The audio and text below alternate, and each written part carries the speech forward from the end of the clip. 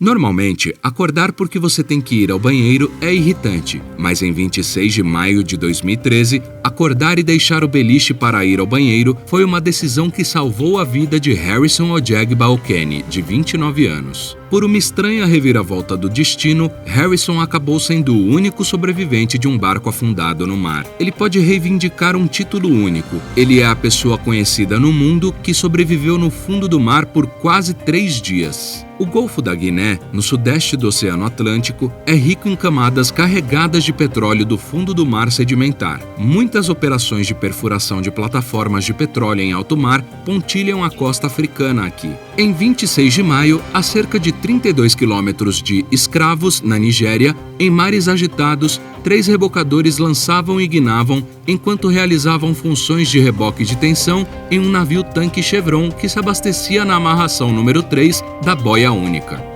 Pouco antes das 5 da manhã, o rebocador Jascon 4 foi pego por uma grande onda desonesta e virou. Por causa dos contínuos problemas de pirataria no Golfo, o protocolo de segurança no rebocador era que os 12 tripulantes se trancariam em seus quartos ao dormir. Infelizmente, essa regra diminuiu a velocidade da equipe do Jascon 4 quando eles tentaram escapar. Os membros da tripulação tiveram que sair rapidamente de suas cabines, exceto pelo cozinheiro da embarcação, Harrison, que se levantou para usar o banheiro de cueca. Quando o rebocador tombou e o oceano entrou, Harrison teve que forçar a porta de metal do banheiro a se abrir contra uma grande parede de água. A pressão da água era extremamente forte e Harrison foi incapaz de seguir alguns de seus colegas até a escotilha de emergência. Ele assistiu horrorizado quando uma onda atingiu 3 tripulantes e os arrastou para fora do barco no mar revolto. Então a água empurrou Harrison por um corredor estreito para o outro banheiro que ficava ao lado da cabine de um oficial.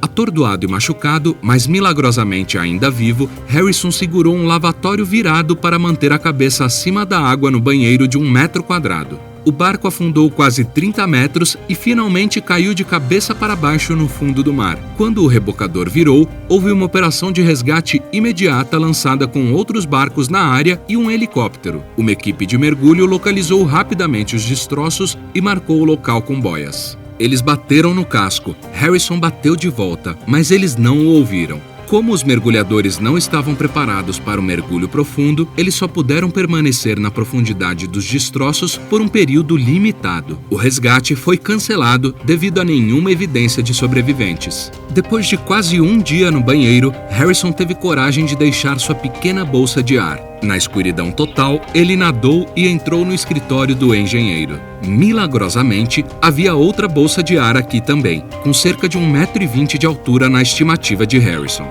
Tendo resolvido o problema imediato de ter ar para respirar, Harrison poderia se concentrar em outras preocupações. O primeiro era que ele estava com frio. Em maio, a temperatura da superfície do Atlântico Leste, em média, é de 27,7 graus Celsius, 81,9 graus Fahrenheit. Mas Harrison estava a 30 metros de profundidade. Tremendo, molhado e usando apenas bermudão, Harrison enfrentou hipotermia, ou seu corpo perdendo calor mais rápido do que ele poderia produzi-lo. Cautelosamente, Harrison percorreu a cabine. Ele encontrou algumas ferramentas e as usou para retirar os painéis da parede. Com um colchão e o material da parede, ele conseguiu fazer uma plataforma para sentar. Essa plataforma ajudou Harrison a permanecer à tona e levantou a metade superior do corpo para fora da água, permitindo reduzir a perda de calor. Com fome, sede, frio e preso na escuridão total, Harrison estava aterrorizado. Ele tentou pensar em sua família. Muito religioso, sempre que se sentia especialmente assustado, Harrison orava e pedia a Jesus que o resgatasse. Com o tempo, a água do mar começou a remover a pele da língua de Harrison. Ele sentiu o cheiro de algo apodrecendo. Ele pensou que eram os corpos em decomposição de seus ex-companheiros de navio. Todo pequeno som no escuro era ampliado, o rangido do casco, o bater dos destroços contra as paredes e o mais horripilante, as pancadas na água e ruídos de mastigação enquanto peixes mordiscavam os cadáveres. Enquanto isso, um navio de apoio ao mergulho, o Leo Ek Toucan, chegou à área do naufrágio. A empresa controladora do JASCOM 4, a West African Ventures, contratou uma equipe de mergulho de saturação de salvamento do fundo do mar da empresa de serviços submarinos DCN Global para recuperar os corpos dos tripulantes perdidos. Os 6 mergulhadores, a tripulação de Convés e a equipe técnica do Leeuwik Toucan sabiam que seria uma missão cansativa. Além do trabalho emocionante de recuperar os mortos, o barco afundou de cabeça para baixo na lama macia, mexendo lodo fino e criando visibilidade extremamente fraca. Além disso, por causa dos protocolos de segurança, o barco foi trancado por dentro. A equipe de mergulho 2 consistia em Nico van Herden, André Erasmus e Daryl Oosthuizen, com o supervisor Colby Werrett na parte de cima do navio, ajudando a guiar os mergulhadores por meio de um microfone conectado enquanto assistia o mergulho através de uma câmera usada por Nico. A equipe passou mais de 1 hora rompendo uma porta estanque externa e depois uma segunda porta de metal para entrar no barco afundado. Uma vez lá dentro, foi extremamente desorientador, com o teto no fundo e o chão no alto. A água turva estava cheia de todos os tipos de perigos, incluindo móveis e equipamentos. Lentamente, meticulosamente, os mergulhadores exploraram o barco. Eles haviam recuperado 4 cadáveres quando Nico subiu as escadas até o convés principal. Foi uma passagem apertada com o equipamento de mergulho nas costas. Ele estava em uma pequena passagem se orientando quando algo subitamente saiu da escuridão e o tocou. Harrison quase perdeu a esperança quando ouviu um barulho que parecia uma âncora caindo. Então, finalmente, ouviu marteladas no casco do barco. Ele sabia que tinha que ser mergulhadores. Ele bateu na parede, mas não achou que eles o ouviram. Então Harrison viu a luz de uma das lanternas da cabeça do mergulhador enquanto nadava pelo corredor, passando pelo outro extremo da cabine. Infelizmente, o mergulhador foi rápido demais e deixou a área antes que Harrison pudesse alcançá-lo.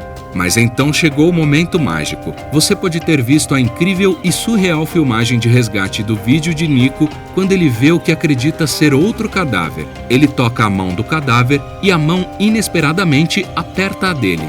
Nico tem um surto momentâneo enquanto seu supervisor Colby grita através do microfone: "Ele está vivo! Ele está vivo!" Colby então diz a Nico para confortar Harrison, dando um tapinha no ombro dele e dando-lhe um sinal de positivo. Os mergulhadores ficaram surpresos ao encontrar Harrison vivo. A profundidade máxima para mergulho recreativo é de 40 metros. Geralmente, os mergulhadores recreativos não ficam a 30 metros por mais de 20 minutos. Em termos de bolsa de ar, os mergulhadores chegaram a Harrison bem a tempo.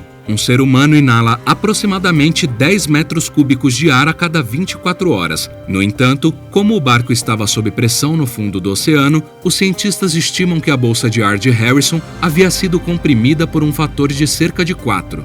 Se a bolsa de ar pressurizado tivesse cerca de 6 metros cúbicos, conteria oxigênio suficiente para manter Harrison vivo por cerca de 2 dias e meio. Quando Harrison foi localizado, ele estava submerso por cerca de 60 horas. Um perigo adicional veio do dióxido de carbono, ou o acúmulo de CO2. O CO2 é fatal para os seres humanos a uma concentração de cerca de 5%. Enquanto Harrison respirava, ele exalou dióxido de carbono, aumentando lentamente os níveis de gás no pequeno espaço.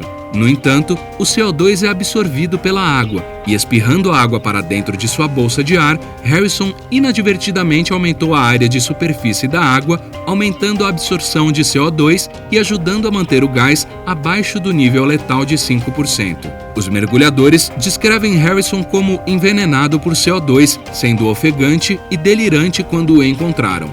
Ele não teria durado muito mais. Os mergulhadores primeiro usaram água quente para aquecer Harrison e depois colocaram uma máscara de oxigênio nele. Enquanto isso, na superfície, a equipe de apoio ao mergulho estava em contato com especialistas em medicina e mergulho, discutindo a melhor forma de ajudar o sobrevivente. Harrison teve um novo problema, o que os mergulhadores costumam chamar de curvas. As curvas, também conhecidas como doença descompressiva, DCS, ou doença de Kyson, ocorrem quando bolhas de nitrogênio se formam no sangue como resultado de alterações na pressão. Se Harrison subisse diretamente de 30 metros debaixo d'água até a superfície do oceano, as bolhas no sangue causariam, no melhor caso, dores nas articulações e erupções cutâneas. No pior caso, paralisia, problemas neurológicos, parada cardíaca ou possivelmente até morte. Foi decidido que Harrison seria tratado como se ele fosse um dos mergulhadores de saturação voltando após um mergulho. Harrison passou cerca de 20 minutos se acostumando a respirar através da máscara. Então, os mergulhadores colocaram um capacete e um cinto de mergulho nele. Eles estavam um pouco preocupados com o fato de ele entrar em pânico quando o tirassem do barco e ser um perigo para o mergulho, mas Harrison continuava calmo sob pressão. A equipe ficou impressionada com seu comportamento de nível. Harrison foi retirado do barco e levado a um sino de mergulho que o levou à superfície. Ele finalmente chegou ao topo às 19 horas de terça-feira, 28 de maio. Desorientado, Harrison pensou que era domingo à noite e ele só havia ficado preso por 12 horas. Ele ficou chocado ao saber que ele estava debaixo d'água por mais de 2 dias. Do sino de mergulho, Harrison foi transferido para uma câmara de descompressão, onde permaneceu por mais 2 dias e meio enquanto seu corpo se descomprimia à pressão superficial. Dos 12 tripulantes a bordo do rebocador Jascon 4, mergulhadores resgataram um sobrevivente e recuperaram 10 corpos. A busca pelo 11º tripulante teve que ser cancelada devido a condições perigosas. Harrison se recuperou completamente de sua provação e voltou para sua cidade natal, Warri, na Nigéria. Ele não foi aos funerais de seus colegas porque temia as reações de suas famílias. Os nigerianos podem ser muito religiosos, mas também supersticiosos. Alguns rumores se espalharam que Harrison se salvou através da magia negra. Harrison também foi atormentado pela culpa do sobrevivente, se perguntando por que ele era o único a viver. Desde o incidente, o Harrison experimentou TEPD. Sua esposa Akpovono Kenny diz que ele sofre pesadelos. Harrison acorda subitamente gritando e se debatendo, convencido de que está embaixo d'água. Harrison, desde então, fez um trabalho de culinária em terra firme e promete nunca mais se posicionar em um barco. Ele fez um pacto com Deus quando estava no fundo do oceano. Quando eu estava debaixo d'água, disse a Deus: "Se você me resgatar, nunca mais voltarei ao mar. Nunca." Você acha que poderia sobreviver debaixo d'água por 3 dias como Harrison? O que você pensaria para manter o seu espírito animado? Deixe-nos saber nos comentários. Obrigado por assistir e, como sempre, não se esqueça de curtir, compartilhar e se inscrever.